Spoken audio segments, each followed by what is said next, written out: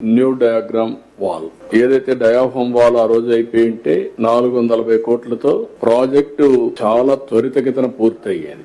Exact గా 2020కి పూర్తి చేయాలని టార్గెట్ పెట్టుకున్నాం. జూన్ లో 19లో ప్రభుత్వం మారింది. అక్కడి నుంచి ఈ ప్రాజెక్ట్ కి అన్ని విధాల నష్టం జరిగే పరిస్థితి వచ్చింది. ఈ డయాఫామ్ వాల్ ని కాపాడుకోవాల్సిన ప్రభుత్వం ఏజెన్సీని ఉన్నపళంగా మార్చడం, ఆల్టర్నేటివ్ అరేంజ్మెంట్ చేయకుండా పోవడం, ఇంజనీర్లు మార్చడం, ఫైనల్ గా ఇది పోయిన తర్వాత కూడా అనలైజ్ చేయలేని పరిస్థితికి వచ్చారు. తర్వాత ఐఐటి హైదరాబాద్ కి అప్పచెప్తే సెంట్రల్ గవర్నమెంట్ వాళ్ళు ఎస్టాబ్లిష్ చేసిన తర్వాతనే వీళ్ళు డయాఫామ్ వాల్ పోయిందని గుర్తించలేని పరిస్థితి వచ్చింది. చాలా దుర్మార్గమైన కార్యక్రమం. ఏదేమైనా 440 కోట్లతో పూర్తి అయిపోయి 6 సంవత్సరాలు 7 సంవత్సరాల కంటే ముందే ప్రాజెక్టు పూర్తి కావాల్సింది.